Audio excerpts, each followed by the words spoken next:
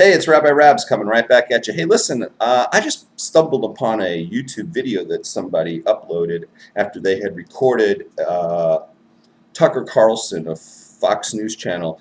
He was giving his opinion on something, and so I was watching it. I don't watch Fox News, but I caught this video, and I was watching it, and I felt like, you know what, I got a lot to say about this. There's some points I need to make, and Tucker Carlson is supposed to be a conservative, but there was things he was saying that I was just like, my head was ready to explode. Okay, I don't agree with him on, well, like 3 specific points, and we'll get to them. So I'm going to play what he said so you can hear it with your own ears, and then I'm going to discuss it afterwards. Okay, so hang on, here we go. Tucker Carlson, hopefully you can hear this. 1, 2. Thomas Jefferson indisputably was a great man. He was the author of the Declaration of Independence, founder of the University of Virginia, and maybe most importantly, the greatest thinker in American political history. All of us live in his shadow. Unfortunately, however, Jefferson was also a slaveholder. That's real. It's a moral taint. We ought to remember it. But to the fanatics on the left, it means that Jefferson must be purged from public memory forever. The demands are already coming that we do that. In 2015, students at the University of Missouri demanded the removal of a Jefferson statue. 2 years ago, on CNN, anchor Ashley Banfield suggested the Jefferson Memorial in Washington might have to go. Needless to say, there is literally no limit when you start thinking like this. Last year, hundreds of activists in New York demanded the statue of Theodore Roosevelt at the American Natural History Museum be dismantled. They argued that Roosevelt was a racist. If that's the standard, nobody is safe. Watch out, Abraham Lincoln, you're next. Now, to be clear, as if it's necessary, slavery is evil. If you believe in the rights of the individual, it's actually hard to think of anything worse than slavery.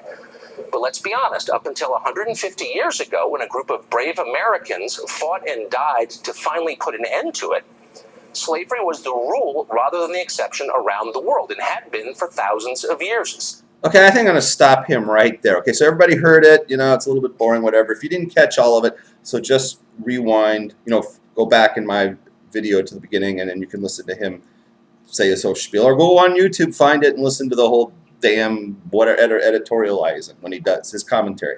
All right, but I'm just going to discuss the part that I just played for you. And there's 3 points that he made that I want to discuss, and I want to give my input, because you're never going to hear this kind of input from anybody else, so I've got to discuss it.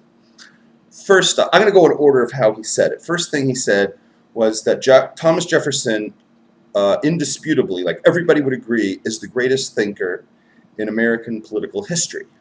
Well, obviously Tucker Carlson is wrong, because I can think of one person who wouldn't agree with that, and that's me. Rabbi Rabbs would not agree with that. Not even close. The greatest thinkers in American political history, or greatest political thinkers in American history, or however you want to call it, are John C. Calhoun and Judah Benjamin. John C. Calhoun and Judah Benjamin. And you're like, who are they? Well, okay, we're not talking about the most popular thinkers. We're thinking about the greatest thinkers. Go learn them. Do your history. Do your research, right? Read books about them, of the things that they thought of, their philosophies that they brought up, the way they explain the Constitution that makes sense, you know, and okay. So I have issue with Thomas Jefferson on completely being the greatest thinker.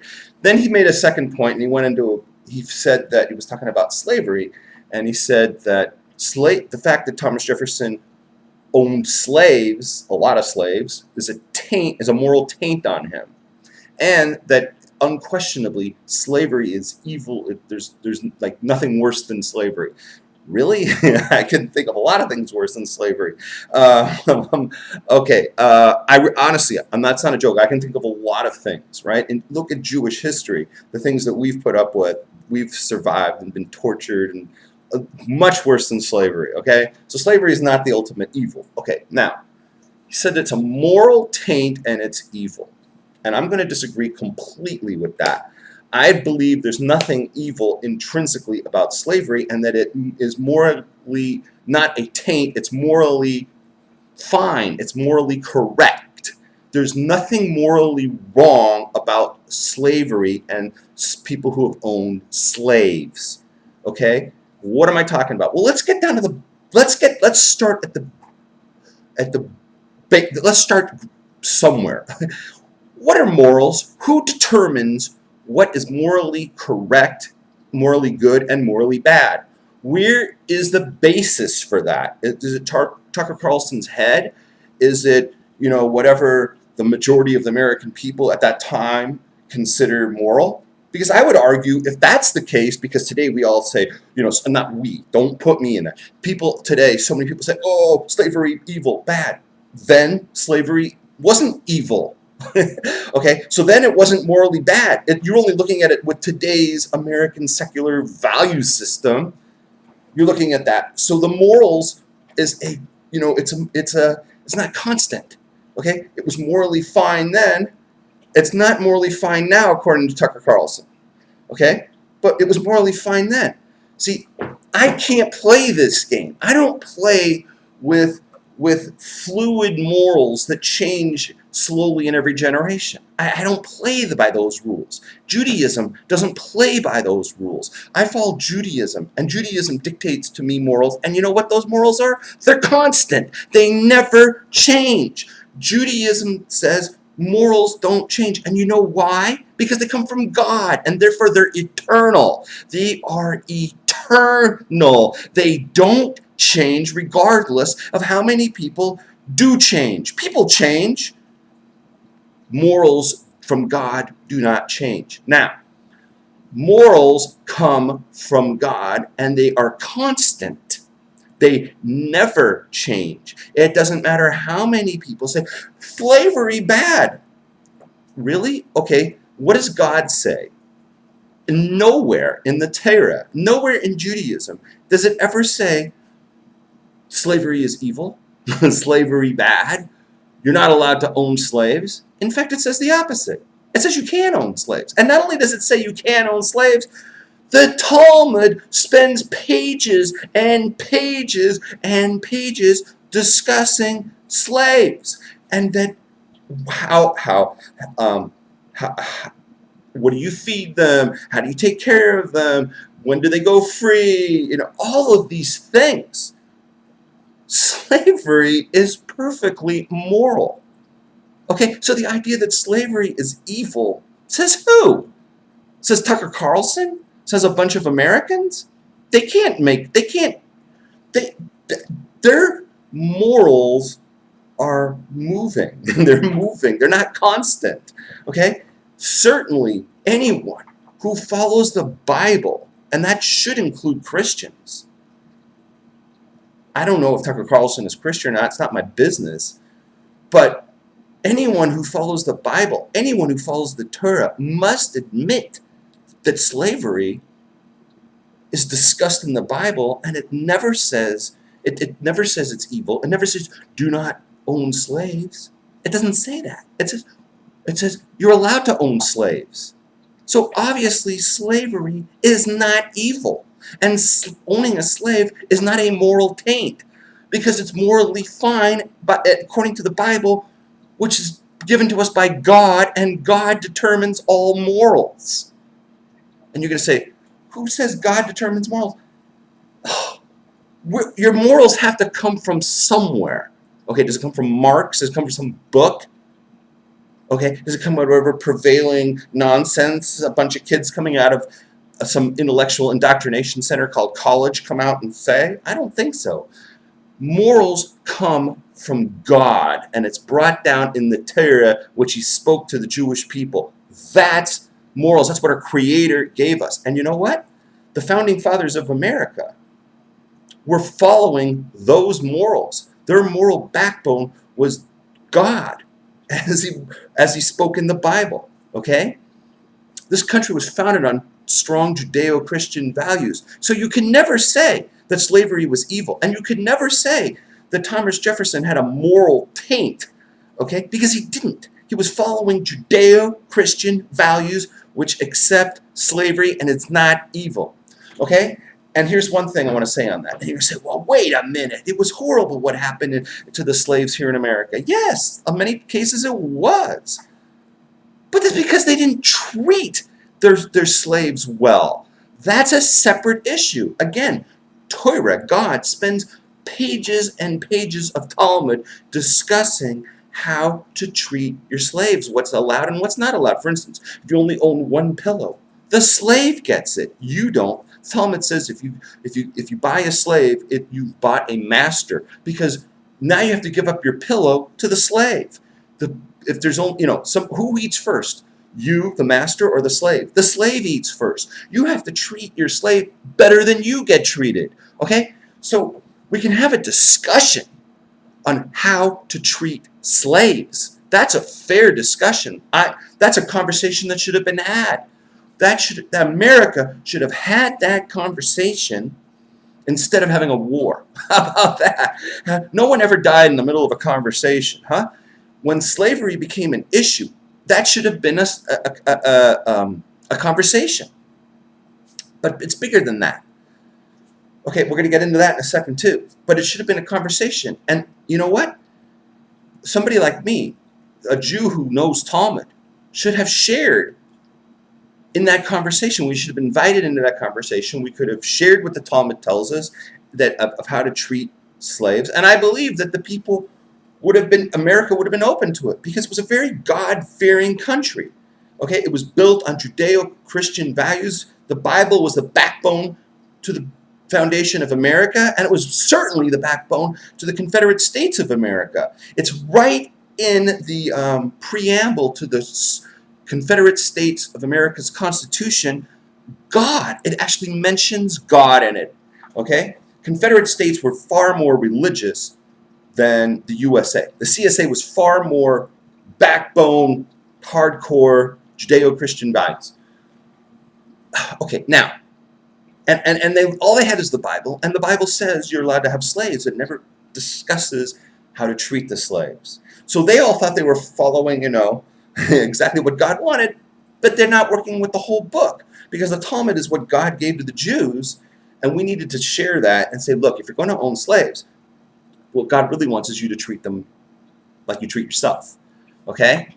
And we could have had that conversation. We could explain to the Goyim, we understand you're trying to do what God wants you to do.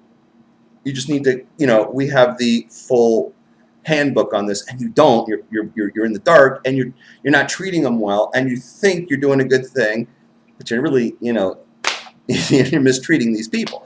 Okay, so all right.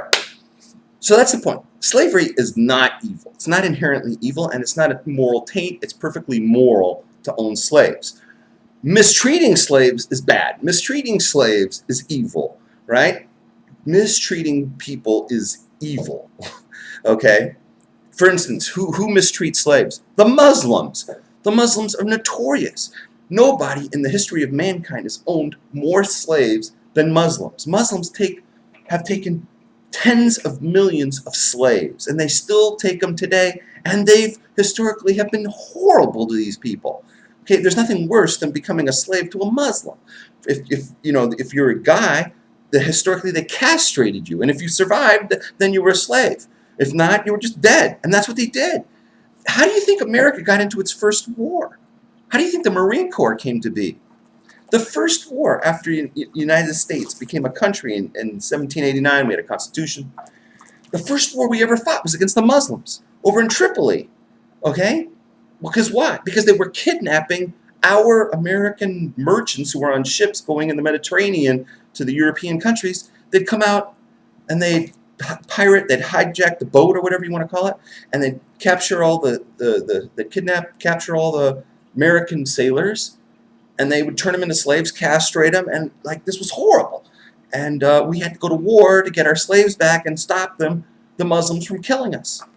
Now, you're not going to hear this from anybody, because it's politically incorrect to even talk about the fact that we've had a history, even here in America, of fighting these barbaric Muslims, okay? And Muslims even own slaves today, and they mistreat them today. And look what they did to the Yazidis when they went in there and they fought and they practiced genocide on the Yazidis, and they captured all the women and they turned them into sex slaves. Hey, it happened to the Jews. Muhammad wiped out a city of Jews, right? He killed them, and he took the women and they turned them into sex slaves. Okay, this stuff goes. Hello, this is what goes on. Okay, so that's called mistreating of slaves, and it's horrible, and that's evil. But slavery on its own, it's not inherently evil. Okay, it's nothing. Okay, and I said that's a conversation that we could have had, because you think about the history of America, and I've talked about this before many times. When the Constitution was written, it talks right about slaves. It talks about slaves right in the Constitution, right? And so everybody signed on the deal. All 13 states, all these 13 colonies, it became states, and they signed on the deal. We're all going to have slaves. And if you don't want to have slaves, that's your prerogative. It's not our business if you do or you don't. Just like it's not your business if my state does or it doesn't. Like, we're all going to work independently, right? But then the northern states got together and they said, "Oh, this is no good. We decided that slavery is evil and it's immoral." So basically, they tossed out God, because clearly in the Bible it says you're allowed to own slaves. Okay?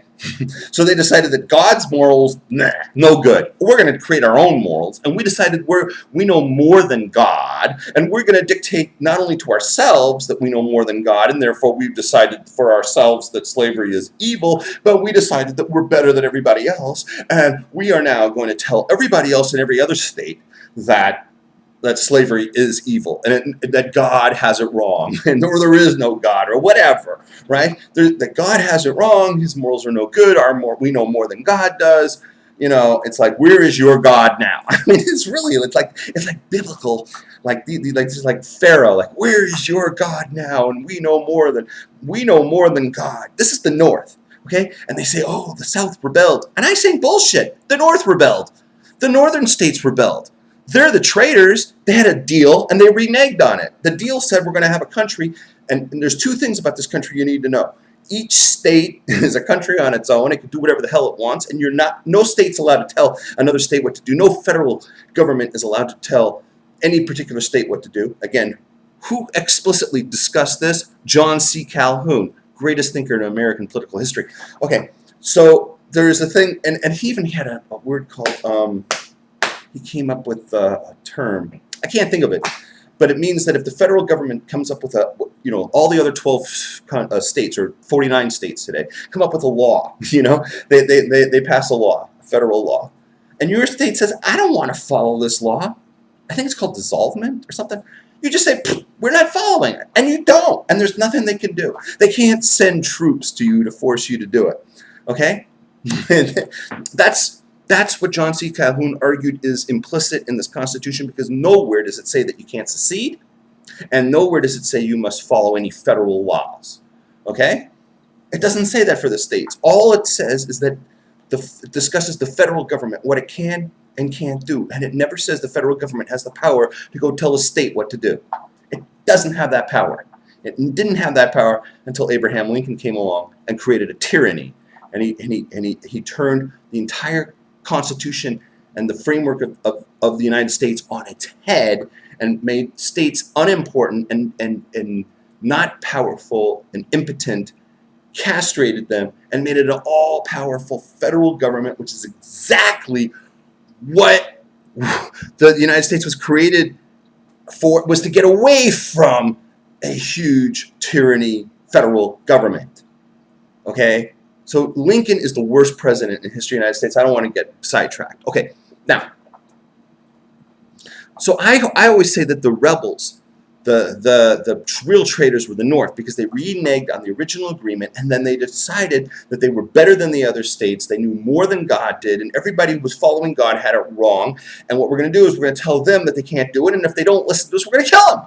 We're going to go in there and we're going to kill them. Now, where in the Constitution does it say that if a state wants to secede, that they're not allowed to, and then you can go in there and you can kill them? What? Show me in the Constitution where it says that. And again, I follow John C. Calhoun, and I also follow Judah Benjamin on this. Okay, now you might say Judah Benjamin was the father of secession. Okay, I absolutely believe it. That is how the Constitution was framed. The Constitution was framed that you can always secede, because you never want to be stuck in a situation where the other states gang up on you and form a tyranny, because it's exactly what we as Americans fought a revolution to get away from. We want to have the freedom for our state to do whatever it wants. And if you and if the other states don't like it, we're going to leave. And if you don't like that, then we're not going to join your union to begin with. How about that? You're going to come kill us now? Why don't you go up and kill Canada for not joining the revolution? Hypocrites. Okay. I'm just sorry about that. Okay, so by the way, I'm on the side of the South. Brr. Okay, now, okay, so that's a story on that. So I look at the North as they're all a bunch of rebels, and they were the rebels, they were the traitors. They reneged on the original agreement, and then they decided that they're better than God, and then they have to dictate to everybody what to follow. Okay, but the truth of the matter is, slavery is not evil. Okay, then the last point that Tucker Carlson made, before I cut it off, was that he said, oh, and all these people in the North, they fought to get rid of slavery. Really? That's a nice history rewrite. That's some nice revisionism right there. That's some great Northern propaganda, because that is exactly what the North tried to sell after it won the war. Tried to say, oh, we did this to free the slaves. Really now? Is that a fact? You went out there, first of all, if the war was to free the slaves, which it wasn't, and I'll prove to you why it wasn't, but if it were to free the slaves, if that were the point of the war, what a bunch of assholes, huh? That they're going to go kill hundreds of thousands of Southerners, of Americans living in the South, because they wouldn't give up their slaves, which, hold on a second, the Constitution, which was ratified only 70 years earlier, allowed them to do it. So 70 years earlier, we all got together and we said, okay, there's going to be slaves. And all the states have to leave each other alone, and we're all going to do our own thing. 70 years later, these assholes in the North decided, we're going to renege on that. There were still people alive there were people alive in the North who were alive when that Constitution, when that original agreement was ratified. Okay, and in their lifetime, they went from, okay, this is the agreement, to, no, we're gonna throw the Constitution in the trash. Constitution was thrown in the trash in 1861. That was the end of the United States. Seriously, that was the end of the United States. The minute they threw the Constitution in the trash and decided, we're going to go, wipe out all these people in the South, that was the end of the Constitution. When the South seceded, okay, they seceded because the Constitution that they ratified was gone. It was no longer being recognized by the North.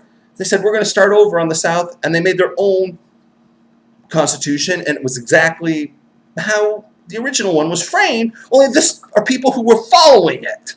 How about that? And the North said, no, we're going to come in and we're going to kill you. Okay, I made my point. Okay, so they decided they're going to come and they're going to kill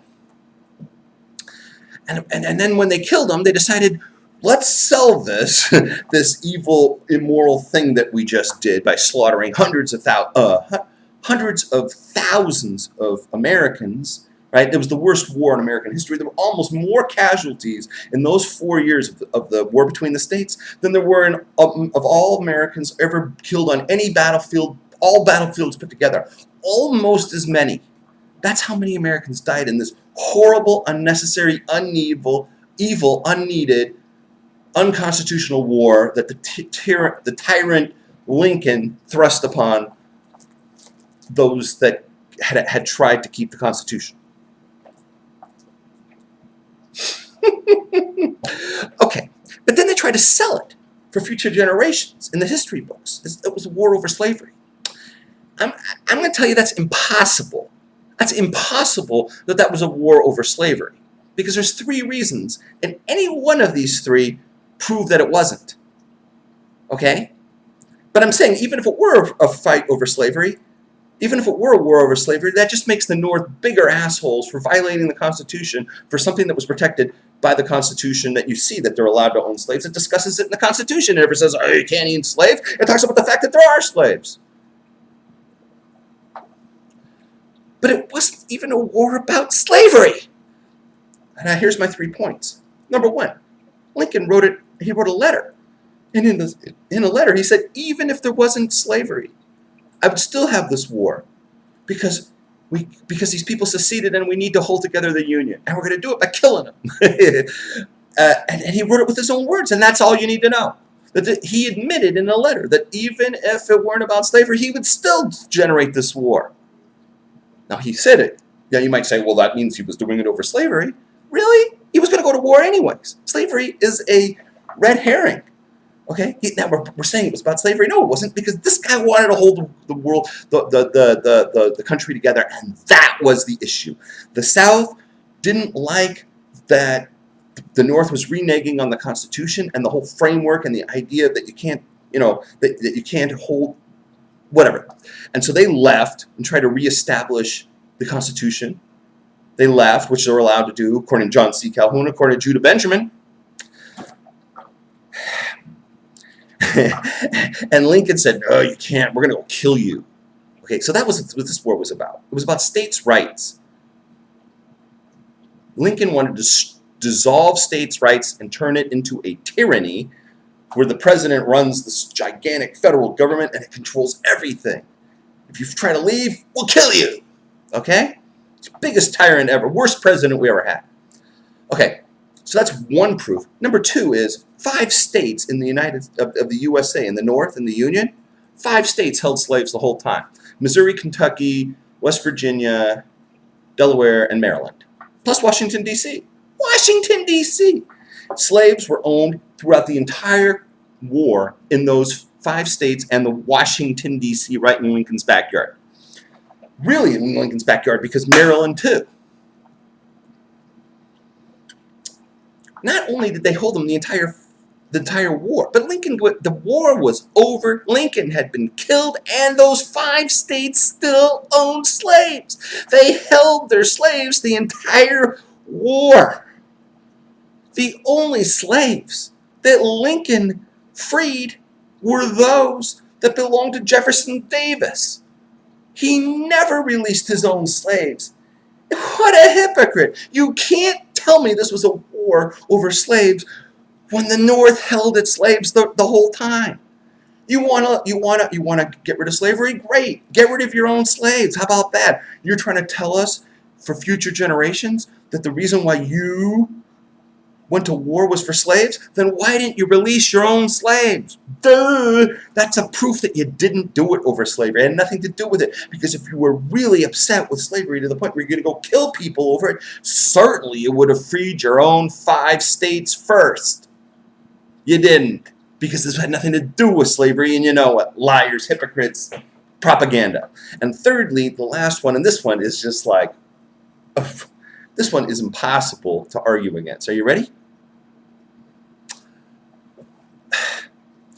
The South had a deal with its slaves. They freed them if they agreed, it was a deal. They would free the slave if they agreed to fight for the South. And many, many, many slaves agreed and did fight for the South. So they got freed as slaves, and then they went and fought for the South in the Confederacy in the armed forces. Lots of them. I don't know if there was thousands, or I don't know the number, but there were many, many slaves who got freed. They were freed slaves, and they went and fought for the South. Okay. They're firing at the North, and the North is firing back. Or vice versa, the North is firing at them. You guys have a problem with this? You can't tell me that you're there to free the slaves when you're shooting at them and killing them. If you really, really care about freeing slaves, when you see that they're free, don't shoot at them. How about that? Don't shoot at the slaves. But they didn't. They shot and killed the slaves. Okay, so you can't tell me that this is a war to free slaves, because when the slaves got freed, the North killed them. The North didn't care about slaves. If they did, when they saw the slaves aiming, they go like, "Don't shoot, don't shoot, don't shoot, don't shoot. We'll put down our guns because we don't want to go to war with you guys because you're the good ones. You're the slaves being freed. So, no, we're not going to fight you." But they didn't do that. They just shot them. So spare me your righteous indignation. Don't come and preach to me and tell me that the North, Tucker Carlson, that these people freed the slaves. They had nothing to do, this is a war, it had nothing to do with it, and the average soldier in the North, who was probably an Irish slave, by the way, because they came right off the boat, and Lincoln forced them into the war. Lincoln was using Irish slaves to fight his battle. Let's forget about that, huh? Let's not talk about that part. So that's like, Tucker Carlson, stop. Don't come and preach to me and tell me that slavery was this evil and these people in the North stopped it. The people in the North who fought that war did not fight it over slavery. That fight had nothing to do with slavery. In fact, they were shooting at slaves.